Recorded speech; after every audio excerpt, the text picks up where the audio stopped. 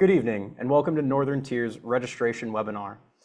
We are excited to have you with us tonight as we talk about our registration opening day taking place January 15th at 9 a.m. Central Time.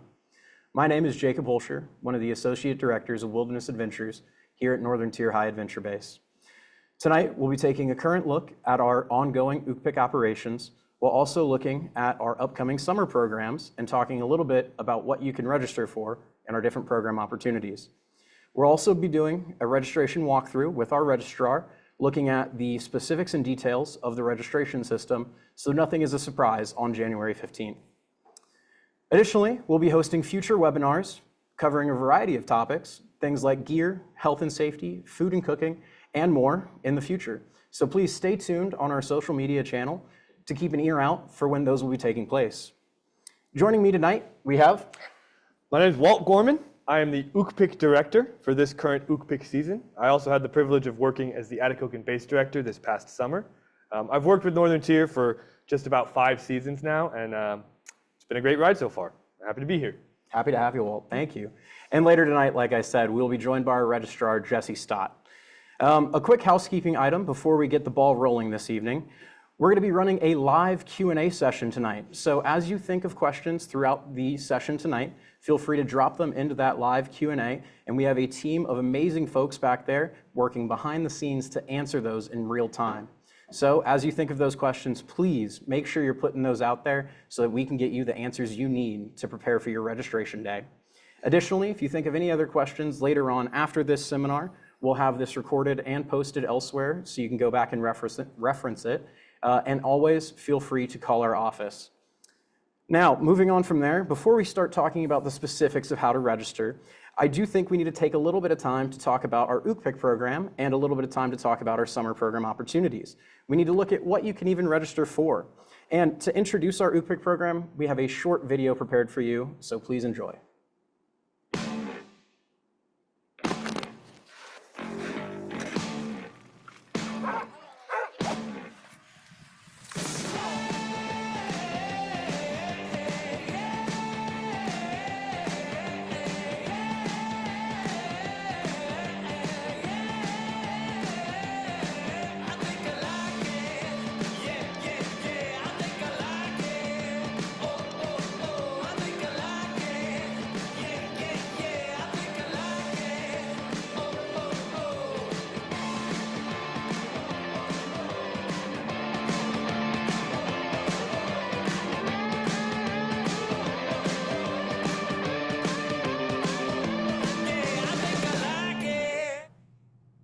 Wow, I don't know about y'all, but I'm excited. That video looked like it had some awesome program opportunities for every participant who comes up here to Northern Tier. Whether it's going to be broomball with your crew and some downtime or other fun games like kickball, or actually doing some fun program like cross-country skiing, snowshoeing, or dog sledding. We've got fun winter activities for everyone up here. With our UKPIC winter camping operation, in full swing, we've had over 300 campers on base here in Ely, Minnesota within the last 3 weeks, with more arriving soon. To talk a little bit more about our UKPIC program, I do want to turn it over to Walt. So Walt, can you tell us a little bit about the different programs that we have available here and what future crews might be able to register for coming in our future seasons? Absolutely, Jake. Like you mentioned, our UKPIC program is in full swing now. We're really excited. We offer 6 different programs here at UKPIC, and we'll be offering those same 6 programs this coming UKPIC. The first program I want to talk about is our by far most popular program, the cold weather camping program. This is by and large what we send most of the folks out on here at UKPIC on.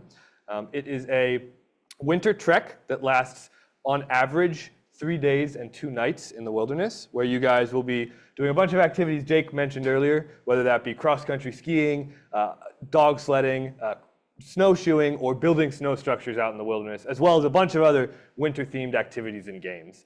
Each night while you guys are out on trail, you guys will be building those snow structures, building windbreaks or quinzees, as we call them, polar domes are another option, or just using our standard sleep system, which is a negative 30-degree rated bag designed for you guys to be as comfortable as you can out in these environments. You'll be switching campsites each night, so you will be setting up camp, waking up in the morning, breaking camp, and then moving sites. So that is our cold weather camping program. Our cabin stay program operates very similar to our cold weather camping program. However, the main difference is that each evening, instead of staying out on trail, we'll have you guys staying in the cabins, the nice heated cabins we have here on the base property. A quick note about our cabin stay program that we offer. That is the only one of our 6 programs that is not eligible for the Triple Crown or the Grand Slam Award. That cabin stay program is also available from the age range of 11 to 18, as opposed to our standard 14 to 18. I got to stop you right there, Walt. So you're telling me that even if I wanted to come to Northern Tier with some younger scouts, this could be a good option for me? Absolutely. The cabin stay program is designed as sort of an entry program into this winter camping with that safety net of being able to stay in the cabins each night. Wow, that's awesome. I never expected to be able to come up to a high adventure base with my 12-year-old. That's incredible. Yeah, absolutely. Moving on, we have our dog sledding programs. These are by and large the most wanted programs, and they can fill up very quickly. So make sure that you guys are on it for the registration for our dog sledding programs. Here on the base, we have 2 dog sledding programs, our Musher Camp and our Musher Trek. Our Musher Camp operates very similar to the cabin stay program. However, it is eligible for the Triple Crown and the Grand Slam. You'll be staying here on base, working with the dogs from the Chili Dog Kennel in Ely, Minnesota, as they stay here on our dog yard on the base. So you'll be waking up each morning, feeding the dogs, making sure they're watered, and then taking them on just about 2 runs a day. Wow, okay. You know, every time I talk to people, it sounds like the dog sled program is one of the most popular at Northern Tier. How many slots are really available? And if I'm looking to register, should I be doing that sooner rather than later? Absolutely. I would say you want to be registering and keeping your finger on the pulse for registration as much as you can. We only have about 9 or 10 slots for each of our dog sled programs each year. Yeah, and with that, like I said, registration is going to be opening on January 15th at 9 a.m. Central Time. Again, that is going to be at 9 a.m. Central Time. So for those of you looking for those dog sledding programs, please stay tuned and be there at 9 a.m. So that other dog sled program that I mentioned, that dog sled trek, that's sort of the similar to our cold weather camping program, wherein you will take the dogs that we work with at Chili Dogs, you'll hook them up to sleds, you'll load up all your gear in those sleds, and you will go on an expedition with those dogs out in either the Boundary Waters or the Ukpik trail system that we have here on base. So you'll be able to go on an expedition with the dogs, staying out and camping in those sleep systems with the dogs out on trail. Oh man. So those sleep systems, I mean, do I need to have my own cold weather camping gear for me to actually come to Ukpik? Nope. The only thing that we ask you guys to bring is a sleeping bag. And even then, we can see what we can do about providing some of those with some of our programs. Wow, that's awesome. Okay. The Ukpik program is designed to be as accessible as possible to as many people as possible. That's incredible. And do you need any prior experience to attend Ukpik? Nope, not at all. Our program, again, is designed to just sort of throw you in and teach you as much information about winter camping as possible. That's awesome. Yep. So the last 2 programs I wanted to talk about are our remote dog programs. Those operate pretty much the same as our standard on-base dog sled programs. However, they are hosted on a facility outside of our base at the White Wilderness Kennel here in Ely, Minnesota. Awesome. Okay. Yep. So those will, again, operate as both either a musher camp or a musher trek. And those will operate, again, you'll either stay in the yurts on the property at White Wilderness, those indoor buildings, or you'll stay out on trail with the dogs. That's something you'll decide during your registration process. That's awesome to hear. Well, sign me up. I am beyond stoked for this kind of program.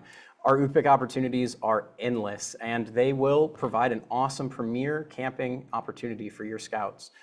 Northern Tier is the Boy Scouts of America's premier camping operation for all cold weather and winter camping. So if you're curious about learning more about that, feel free to check out our registration page for the upcoming 25-26 Ukpik season. Next up, we do want to talk a little bit about some of our summer program opportunities as well, and what those crews can expect to register for on January 15th. Now, with our summer programs here at Northern Tier, we mainly focus on wilderness canoeing expeditions. Now, our wilderness canoeing expeditions, however, are based out of 2 different bases. One here in Ely, Minnesota, which is our Charles L. Somers Canoe Base, and the other out of Atikokan, Ontario, which is going to be our Don Rogert Canoe Base. With these 2 bases, there are a few differences that are really worth pointing out. So for our Ely base, it is definitely important to remember that our crew sizes are only going to be about 6 to 8 people per crew, and that is a hard 8 cutoff. With that, you do have to remember 2 adult advisors, at least 2 adult advisors, will be part of that group to provide that leadership for the expedition. Now, moving on from there a little bit, our Ely base offers both 7 and 10-night adventures. That means that you could come up here and spend a full week on base and going into the Boundary Waters or some of our other areas. exploring and having fun in the wilderness, or you could do a 10-night adventure and get a little bit more rugged and a little bit more remote of an experience out in the Boundary Waters. With that, we do see over 4,000 participants here at Ely every year. So it is a little bit of a larger operation than our Atikokan base, but if you're looking for support and a simpler way of getting to your high adventure expedition, definitely check us out. Now, you can choose to paddle the Boundary Water Canoe Area Wilderness or the southern regions of the Quetico Provincial Park if you do come to Ely. With that, you have a lot of different opportunities. So Walt, can you tell us a little bit about what the differences are between the Boundary Waters and Quetico? Absolutely, my pleasure. I've taken trips in both the Boundary Waters and the Quetico, and I can say that there is no such thing as a wrong answer when it comes to this question. The Boundary Waters and the Quetico both offer a wide variety of wilderness adventures that you guys can take advantage of. However, the most important differences, I would say, would be the crew size, like you mentioned, and the limitations on accessibility and the amount of people that you'll be running into there. Ah, okay. So you're telling me that Quetico is going to be a little bit more remote, a little less folks? Absolutely. So the Quetico, because it's a provincial park administered by the Government of Canada, it also involves crossing into Canada. There's a bit more of a process to get into it, which includes a bit more fees to get the proper paperwork to get into it. But because of that sort of barrier to entry, there are going to be less crews in the Quetico than in the Crown, or in the Boundary Waters, excuse me. It sounds like a pristine wilderness adventure for sure. Absolutely. I am excited to get out there and see it myself. With the Quetico, are there any additional fees to go into that area? Yes, there are, again, additional fees to enter the Quetico. You're sort of paying that premium in order to see less people in the Quetico. Okay, yeah, I kind of can understand that. In order to learn more about accessing the Quetico and what options you have available for your trek, feel free to refer to our advisor's guide. We do have a great section in there with links to go get more information about the Quetico Park as well. Now, with the Boundary Waters, how does that look a little bit different from the Quetico? It sounds like, it's a little bit more developed with a few campsites. Is there any other big things to note? So, like I mentioned before, that Boundary Waters Canoe Area Wilderness, or Boundary Waters as we will say, that's on the state side of the border here. It has a couple differences: that availability of campsites. There are going to be those established campsites in the Boundary Waters, as opposed to not having those established campsites in the Quetico. Okay, so when you say established campsite, what do you mean? What do I have there? So what that means is that the Forest Service will set out specific areas designated for camping, and that's where you will be camping while you're out in the Boundary Waters. Okay. Which means there's a little bit more infrastructure in those sites. There's a fire grate, a couple other things to make sort of amenities while you're out on trail on those sites. Okay. Whereas in the Quetico, the Canadian government does not administer those designated sites for camping. Gotcha. So for the Quetico, it sounds like we're going to be looking for some remote campsites and doing a little bit more of that off-grid expedition. And actually, on that note, on the off-grid, something to note about the Quetico is that because we are on the southern side of the Quetico, when entering from the Ely base, you're going to see a bit less people than you were to go, say, on the northern side of the Quetico. Just because, think about when you're in the southern part of the Quetico, you're in the furthest reach of the Canadian side. Oh, wow, that is incredible. Yeah. To put some figures to what we're talking about here, the Boundary Waters Canoe Area Wilderness is about 1.1 million acres. It's the largest federally designated wilderness area in the contiguous U.S. It extends about 150 miles along the Ontario border. It's a massive area. And that Quetico Provincial Park, it's about 1.2 million acres. It is huge. So if you are looking for a unique remote opportunity, both of these areas are well suited to provide that. But it sounds like the Quetico would be a little bit of a better option if I'm looking to get further out and maybe not see anybody on my trek. That's incredible. Well, thank you, Walt. That's awesome to hear. My pleasure. So what we're looking for out of our Northern Tier experience is to provide wilderness adventures that last a lifetime. And we can do that also out of Atikokan, Ontario, not just here in Ely, Minnesota. So looking at our Atikokan base, we can do the same thing with our crew sizes, where you can expect crews to be about 6 to 8 people. And every crew is going to have an interpreter attached to their crew for the entirety of their trip. Out of Atikokan, though, we do have a few differences from our Ely base. In Ely, you have the option for a 7 or a 10-night adventure, but out of Atikokan, you can take an 8 or a 10-night adventure. It can allow you a little bit more flexibility if you're tight on scheduling or looking to find that best fit option for you and your unit.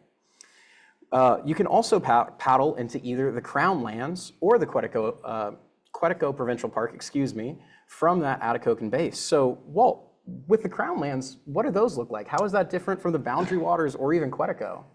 Thank you for asking that. I know a little bit more about the Crownlands than the Boundary Waters, I would say, with my experience working in Atikokan. With the Crownlands particularly, the main difference is the designation by the governments that are operating that land. Okay. So the Crownlands are a designated wilderness area, or designated nature area, not necessarily a designated wilderness area as the Boundary Waters is. So it's still a protected area with pristine wilderness. However, it just has a couple fewer legislation and regulations around who can use it for what purpose. Wow, okay. So just to clarify, if I decided I wanted to take my unit to Atikokan, I could go into the Crown Lands or I could go into Quetico, and I could even have up to 11 people on a crew? Absolutely. So Wow. in the Quetico, you'll still have to follow that limit of 8 people per crew. But when you're in the Crownlands, we raised that limit to 11 people. And that's, again, just based on the regulations that's required of each specific area. Okay. So in your opinion, why should I choose Atikokan maybe versus Ely? What other benefits are there? So what I would say to that question is that either base, like I said before, there's no such thing as a wrong answer here when it comes to canoeing. However, Atikokan offers a bit more of a rugged challenge, I would say. When I mentioned before about the established campsites in the Boundary Waters, the Crownlands will, like the Quetico, not have those established campsites. The Crownlands also doesn't have a regulated government organization that is there for the regulation of sites and trails in the Crownlands. What that means is that some of the sites in the Crownlands and some of the portages in the Crownlands might be a bit less trodden than some of the ones in the Boundary Waters. So it might be a bit of a delay for your crew. It's also a bit more of a process getting into Canada, bringing a whole crew of folks into Canada, and arranging that travel and lodging while you're planning your trip. One other good thing to remember too when you're looking at how to select each of these areas for your trip is that with these areas, the Crownlands, they do have a few other visitors there. You may come across mining or logging operations or even old rundown cabins from back in the fur trapping days. But when you're looking at all 3 of these locations, they each provide unique opportunities and none of them are wrong answers. So please feel free to review these locations with your crews and ask them what they would like to do and what your unit is hoping to achieve from their high adventure expedition. If your unit is looking to get to the most remote location they can, it sounds like maybe Quetico or the Crownlands might be a good option. Yeah. Or if you're looking for something a little bit closer to base camp where you could fish and have good opportunities to travel around the Boundary Waters, it sounds like Ely might be a good option. So that's great to hear. Absolutely. And one other thing I forgot to mention about the Quetico specifically is that I think you mentioned before that both our bases in Atikokan, Ontario and Ely, Minnesota can enter the Quetico. However, the Atikokan base will enter from the north and the Ely base will enter from the south of the Quetico. Wow, okay. That is great to hear. So with that, I mean, is there any way to go from Atikokan to Ely or vice versa? Yes, actually. That's one of my personal favorite trips that we offer here. For a bunch of different reasons, but you sort of get the best of both worlds when it comes to that trip. Okay. There's a very specific route we will take because we got to make sure that you guys get from one base to another. But that is one of our options. We call that an A to E, or Atikokan to Ely trip, or an E to A, or Ely to Atikokan trip. Okay, that's awesome to hear. One thing I think that is worth mentioning about that as well, though, is if you're looking to do a base-to-base, an Ely to Atikokan or an Atikokan to Ely trip, we do recommend coming with a sister crew. Northern Tier, unfortunately, cannot provide any sort of transportation to or from the bases, so we need you guys to arrive with your own vehicles or other sort of transportation. If you have any questions about base-to-base trips, please, again, reach out to us over the phone, and we would love to have a conversation about it, just to go through those details a little bit more. So, thank you for telling me a little bit more about Atikokan, Walt. Absolutely, my pleasure. Well, thank you. Yeah, with both of our bases here, Atikokan or Ely, we do have a couple of new features for this upcoming season. We are now going to be offering a lightweight food option for all of our crews. This is an additional purchase price. However, if you are looking to move maybe a little bit faster or carry a little bit less weight, this is a great option to try and mitigate how much weight you have with you for portages and paddling. Now, beyond the lightweight food option, which will consist mostly of dehydrated backpacking meals, we also have an extra canoe option. For our extra canoe option, traditionally, most of our crews are outfitted with 3 canoes, but moving forward, you will have an option to purchase a 4th canoe. That fourth canoe can allow for easier travel. It can allow for fishing while you're paddling to your campsite. That way you don't have to get to your campsite first, make camp, and then go fish, and can just allow for a little more space. If these are options that you're interested in, you will see them on our registration page as we go through our registration walkthrough here in a moment with Jesse. And if you have any questions about them, as always, call our office and we'd love to talk about that a little bit more. Now, moving on from there a little bit, I do want to take a moment to talk about individual programs. Now, Walt, I believe we have a couple of individual programs here. Can you tell me what those are? Absolutely. So our individual programs offer the same program here, that is our paddling, or in the winter, our winter expeditions. However, they operate slightly differently. Okay. So our individual programs will take folks from all across the country, those who can't necessarily put together a whole crew but still want to participate, and they can all come together through Northern Tier and all join one massive crew. Wow, okay, that's awesome. I've never heard of anything quite like that. Absolutely. So how do we cover adult leadership for that? So for all of our individual programs, we will provide 2 of our staff members that are both over the age of 21 to cover all Boy Scout policies when it comes to groups. Perfect, that's what I want to hear. And for all of you parents out there wondering about these individual programs, our interpreters are highly trained going through Wilderness First Aid and getting a very specific training on our staff training called Swamper. With that, they learn everything they need to know to take care of your scouts and make sure that they are safe while they experience the wilderness wonders of the backcountry. All right, so moving on from our lone voyage, do we have any other programs? Do we have an OA program out here? Yeah, our OA program works similar to our individual program, wherein there are folks from all across the country coming together to join one crew. However, in the summers, our OA programs will operate slightly differently. Okay. So we'll do a 2-week-long expedition with our OA program, Wow. Which is a really, really cool opportunity that will consist of 2 segments. The first segment is that first week is designed to work as a service project, whether in the Boundary Waters or in the Quetico Provincial Park. Wow. So that could be restoring trail, that could be taking care of those campsites that I mentioned. It could look like a lot of different things.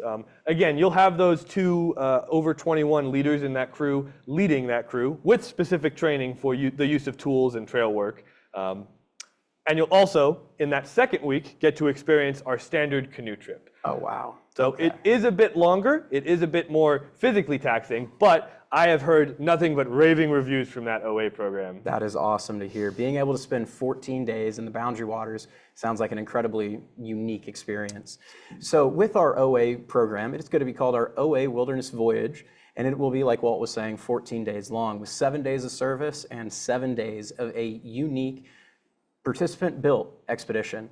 Now, our Lone Voyage, it differs from our Lone Voyage program in that our Lone Voyage is a 7-day program for individuals. And with the OA program, we do require that members attending that are a member of the Order of the Arrow. However, the OA program here at Northern Tier is actually the cheapest option in order to attend a high adventure expedition here. And you will see all those prices on our website if you're curious about those. However, it is the best option if you're looking for an affordable way to attend a high adventure base. All right, moving on from there, we're gonna go ahead and talk a little bit more about our autumn programs here at Northern Tier.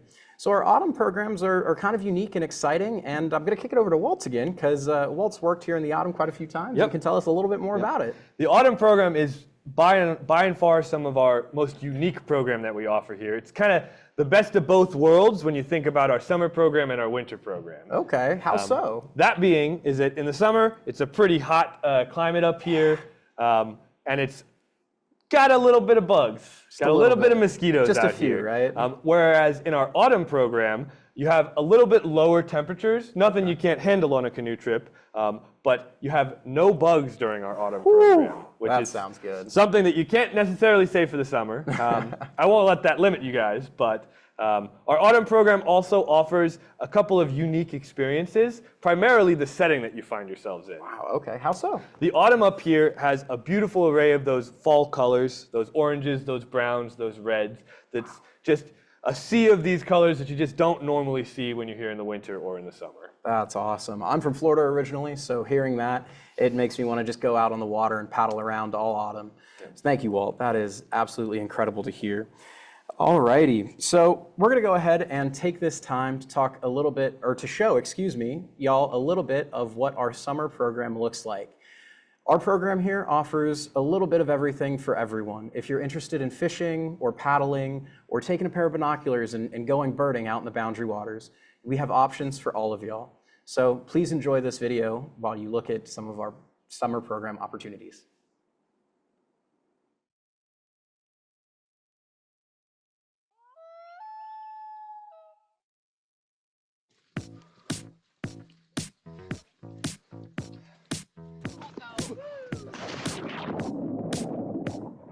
I can't help but feel good. I can't help but feel fine. Everything is in its place and everything is mine. I can't help but feel good.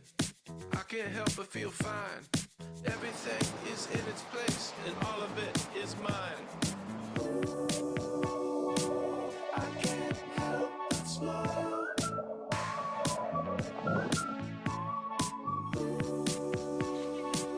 I can't help but smile. I'm reinventing myself. I'm me and nobody else. I'm reinventing myself. I'm me and nobody else. I can't help but smile.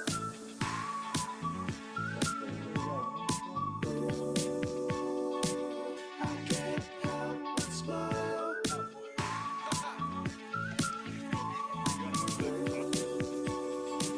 I can't help but smile. I can't help but smile.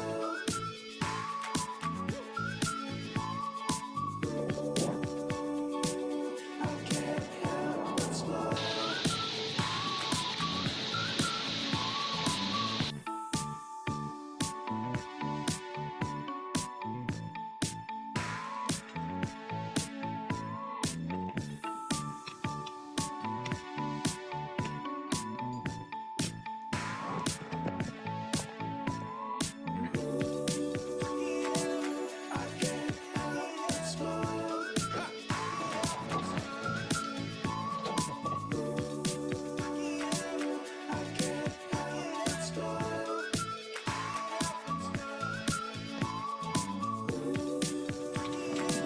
I can't help but smile.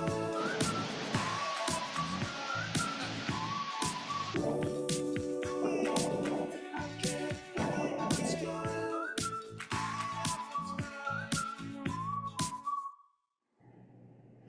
Whoa, that's not Walt. Where'd Walt go? All right.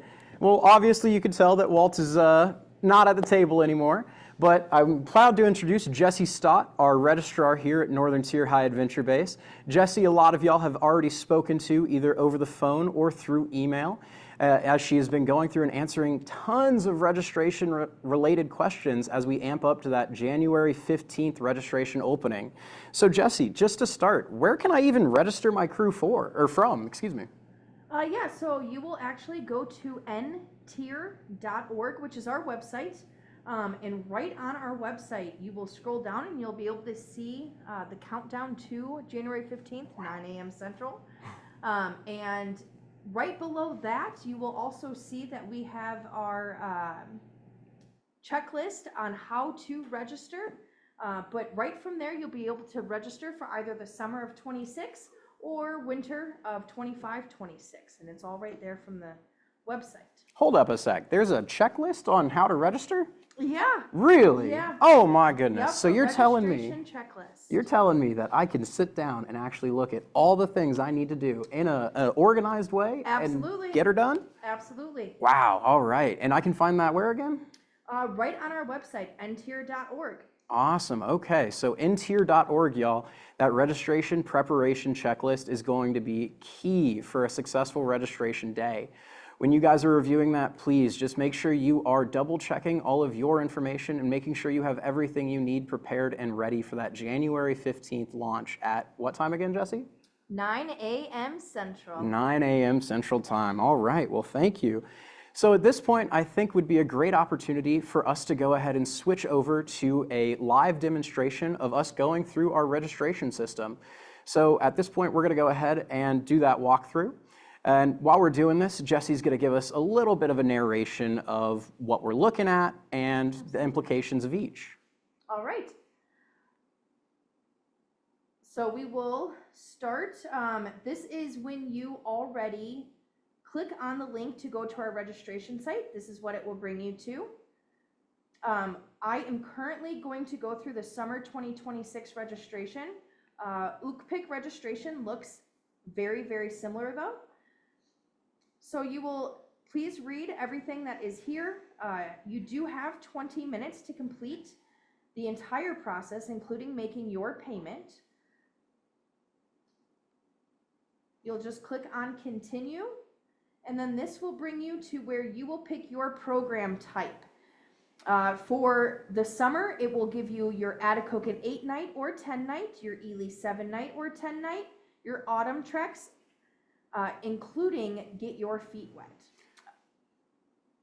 And for Get Your Feet Wet, if you would like more information on that, just let us know. But it is for beginner crews as well. It is a shorter trek and it is a lot of fun. So I will go ahead and register for an Ely 7 night. Go ahead and continue. You always have to hit that continue button, and then this will be all of our sessions. I will just run through and show you. It's a long list. You can see that there are multiple sessions for all the dates.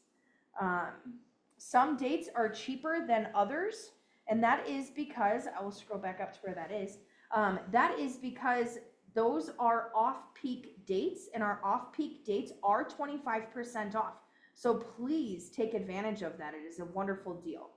But I will go ahead and pick 2 July 1st cruise just so I can show you. We're going to scroll down all the way to the bottom so I can hit continue.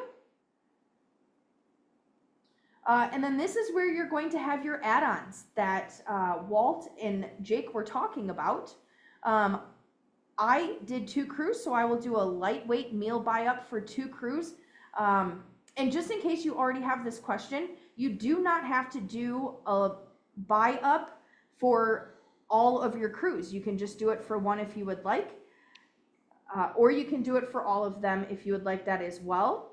I will also do the extra canoe buy-up for both of my crews as well. Go ahead and hit continue. And this is where you're going to put in your information. And I will do this really quickly. We will do Northern Tier's number instead of my personal number. 65.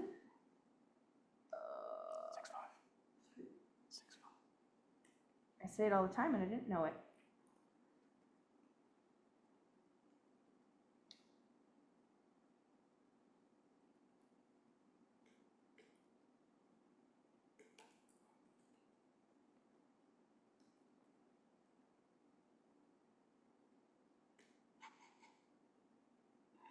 Well, shoot.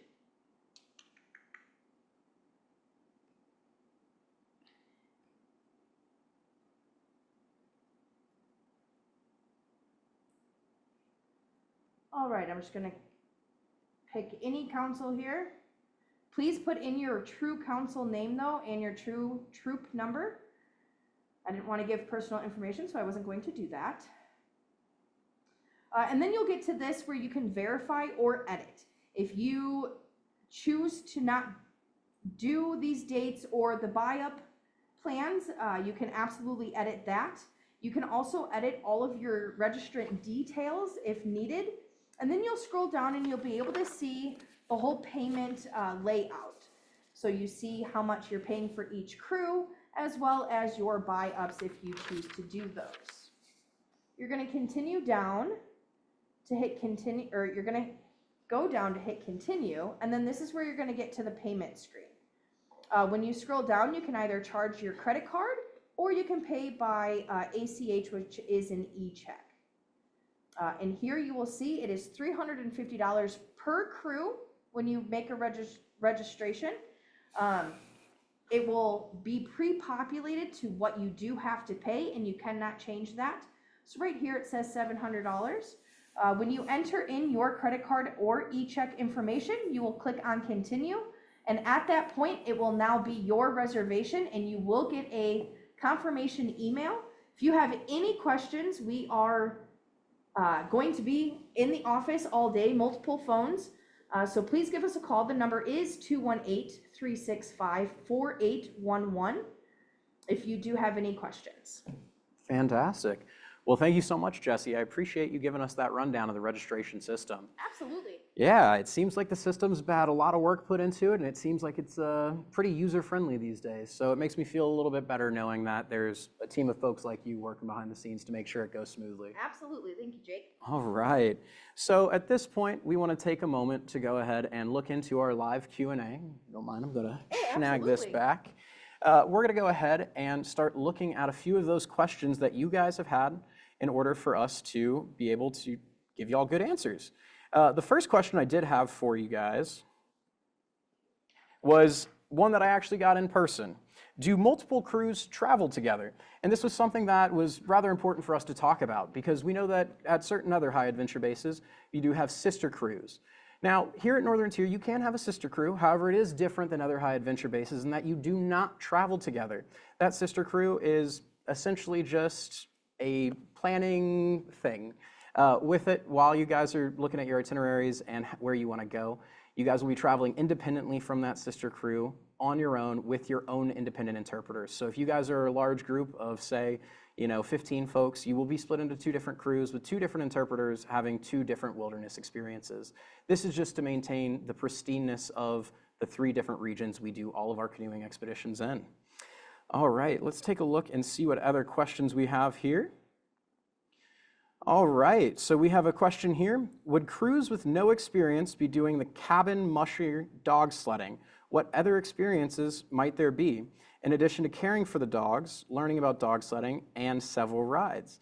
So that's a great question, thank you. If you choose our dog sledding adventure, that's gonna be the main focus of your trip. Our main priority with all of our dog sledding programs is getting you time with those dogs and getting opportunities to go out on sled rides. When you're not doing those sled rides, you will have time to participate in other activities such as skiing, snowshoeing, camping, and other activities like that. But that main focus will be on the dogs itself. All right, let's look at this. For an Ely 8-person crew, can I register 8 people, or does the 8 people include the guide and we can only bring 7? Jesse, it seems like a great question for you. Yeah, so you can actually bring 8. You are allowed 9 out of Ely to go into the Boundary Waters or the Quetico, and that 9th person is our interpreter who is with you the entire time of your trip. So you are able to bring 8 people, and a crew makeup, because I do get this question quite a bit, a crew makeup, you just need at least 2 youth scouts, and you do need 2 adult advisors, but you do need a minimum crew size of 6. Okay. Yeah. Okay. 6. I think I could probably find 6 of my friends who want to go canoeing. Yeah. Oh, That's absolutely. awesome. Absolutely. So this was another thing that kind of came up recently. I'm a little curious. For UKPIC, if I have someone who's 13 and in the 8th grade, do they still qualify to come here for a high adventure expedition? They actually do, and it's a wonderful opportunity for them. They absolutely can come here as long as they're 13 and in the 8th grade when they arrive. Okay, so that's the real key. They just need to be in the 8th grade when they show up. Yep. Okay, that is awesome to know. All right. Are there dog sledding options for the holiday stay program, and do you still interact with the dogs for holiday stay? So for this one, I'm going to go ahead and answer that. We don't have dedicated dog programs for holiday stay, but crews absolutely get the opportunity to interact with these dog teams. These dog teams are a one-of-a-kind experience here at Northern Tier, and we want all of our participants here for UKPIC to be able to experience these dogs. We do something here called circle rides, where your interpreter will help you schedule a time with our mushers so that you can take a dog sled ride around one of our lakes here. That way you get the true experience of being able to mush a little bit and have some fun on a dog sled, but you're still focusing on some of those other programs. All right, how many nights is the cabin program? Jesse, do you want to take that one? So if you stay for the holiday stay in a cabin program, it is, I want to say it's 5 days and 4 nights, if I remember correctly.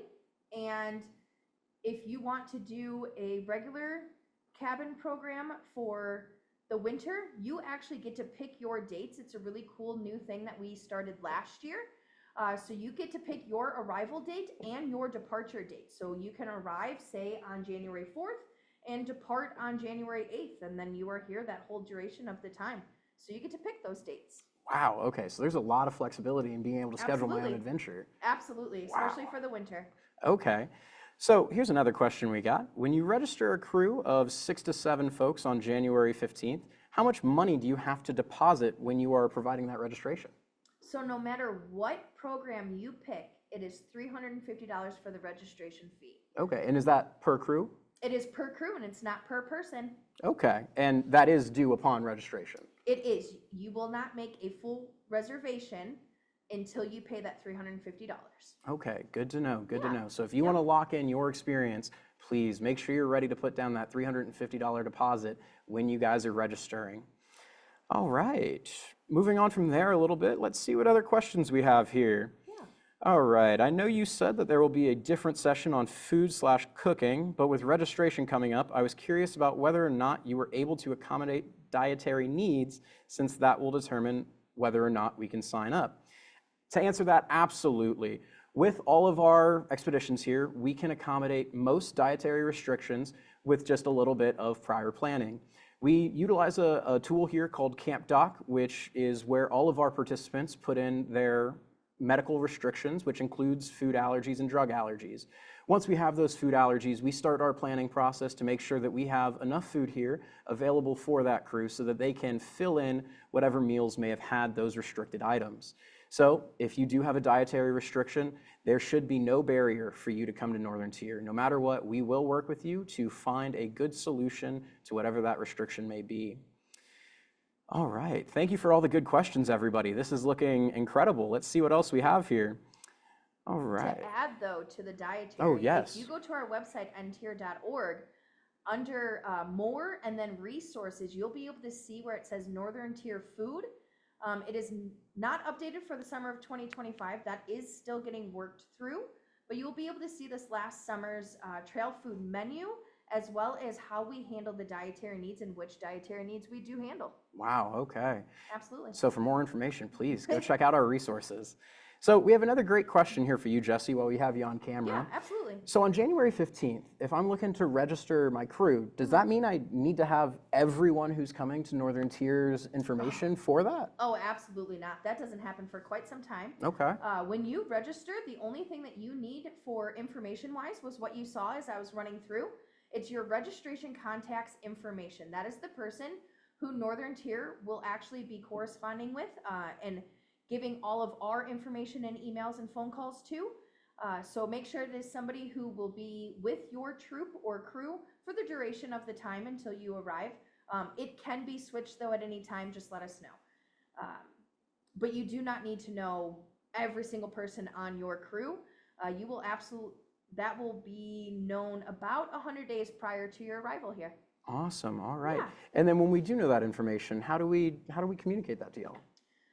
So we are currently going through Camp Doc to have our crew roster, as well as putting in all of our health forms and training records right now. And it's working out very well. It's very user-friendly, and it's really nice to have everything in one spot. All right, awesome. And everyone who registers can expect communication from us throughout the entirety of the process to make sure that we are answering all of your questions and providing all of the necessary information for y'all to have a successful registration process.